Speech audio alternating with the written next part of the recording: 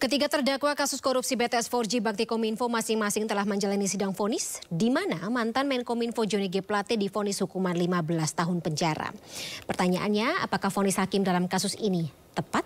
Kita akan bahas lebih dalam bersama dengan pegiat anti korupsi Tama Satria Langkun. Mas Tama, ada yang menarik ketika di Rut Bakti Kominfo 18 tahun penjara, sementara sang menteri 15 tahun penjara. Komparasi yang cukup menarik, menurut Anda bagaimana? Ya, tentu saja ketika kemudian jaksa membubuhkan angka dalam tuntutan, dia sudah mempertimbangkan banyak hal. Artinya bobot kesalahannya sejauh apa, kalau kita bicara kerugian negaranya berapa, kalau kita bicara perbuatan pidana, perbuatannya apa. Nah, dari kedua yang disebutkan tadi, ada yang berbeda. Kalau kita lihat Pak Johnny G. Plate, dia hanya didakwa dengan undang-undang tindak pidana korupsi. Berbeda dengan di Rut Baktinya, seingat saya juga itu dia dituntut dengan undang-undang tindak pidana pencucian uang. Jadi ada undang-undang tipikor, ada undang-undang TPPU. Makanya kemudian pasti akan lebih berat sanksinya. Dan dampaknya juga pasti akan lebih luar biasa. Kenapa? Kalau dalam perkara tindak pidana korupsi, Johnny G. Plate itu hanya diminta untuk membayar uang pengganti. Jadi kerugian yang dia nikmati aja. Kalau yang dia nggak nikmati nggak bisa. Nah, tapi kalau dia bicara pencucian uang untuk yang sebelahnya, dia tidak hanya dikejar apa yang dinikmati, tapi uang yang dialirkan kemana, kepada siapa, uang itu di mana, sudah berubah jadi apa. Nah, rentetan ini ketika kemudian jejaknya bisa diketahui dalam proses persidangan, dia bisa dirampas untuk negara. Dan kemudian orang yang paling ujung pun yang menerima, kalaupun dia merasa dia tahu itu adalah hasil kejahatan, dia pun bisa dikejar dengan pencucian uang. Jadi saya rasa inilah kemudian yang membedakan antara keduanya. Demikian Pak. Ada pasal berlapis seperti itu ya, Mas Tama. Betul. Nah, kalau dalam pledoinya kita ingat Johnny G. Plate menyatakan apa yang dia lakukan, bahkan tindak korupsi ini adalah salah satu bentuk tugasnya sebagai pembantu presiden.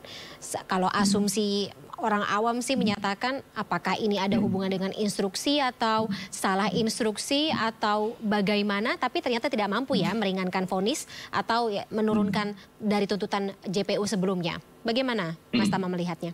Ya, dalam konteks pledoi, dalam konteks pembelaan itu harus kita letakkan sebagai sebuah hak. Jadi siapapun yang jadi terdakwa dia boleh untuk menyampaikan pembelaannya.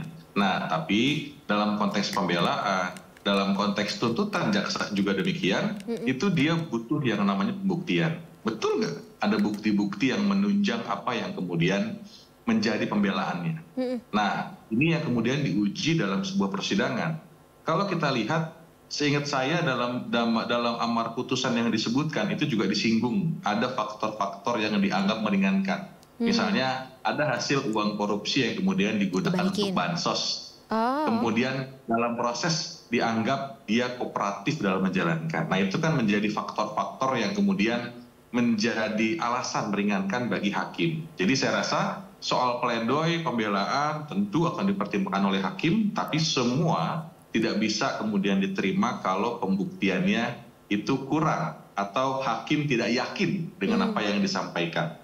Nah, ini tentu saja menjadi wilayahnya hakim karena dua alat bukti harus dengan keyakinan hakim. Nah, inilah kemudian keyakinan hakim ada di mana bandulnya itu. Nah, jadi saya melihat apapun yang disampaikan tentu kita harus hargai, kita harus letakkan sebagai hak dari seorang terdakwa. Walaupun mengembalikan uang juga itu pun tidak bisa menjadi sebuah alasan untuk meringankan hukuman, Mas Tama? Ya, dalam perkara ini kalau kita lihat ikuti prosesnya ya, itu juga disebut dalam pertimbangan. Itu ada 1,7 triliun yang kemudian kembali ke kas negara. Itu artinya kerugiannya tidak lagi menjadi 8 triliun, tapi menjadi 6,2 triliun sekian. Karena ada 1,7 yang kembali ke negara, ke kas negara. Tapi dalam Undang-Undang Tindak Pidana Korupsi itu di pasal 4 sudah dijelaskan. Pengembalian kerugian negara tidak menghapus unsur pidana. Nah, kalaupun kemudian itu disampaikan, dikembalikan, tentu akan dinilai sebagai sebuah itikat baik dan boleh jadi pertimbangan bagi hakim untuk memberikan sanksi yang lebih ringan dari yang dituntutkan atau alasan meringankan, kira-kira begitu. Nah, dia hanya sampai di situ effort terbaiknya.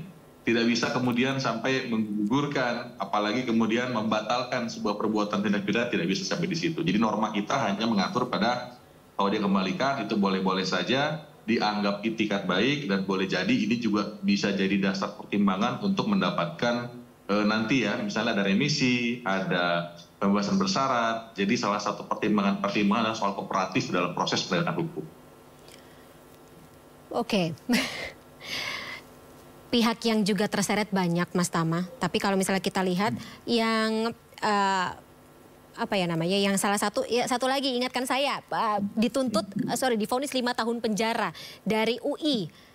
Kita melihat seperti apa perannya, berarti kalau misalnya mendapat vonis yang jauh lebih ringan, maka keuntungan atau kerugian negara yang ditimbulkan tidak semasif Johnny G. Plate maupun juga Anang Ahmad Latif, begitu ya? Atau perbuatan yang dilakukan itu tidak menjadi faktor penentu. Atau kalau misalnya dalam pidana kita suka dengar istilah intelektual dader atau pelaku utama.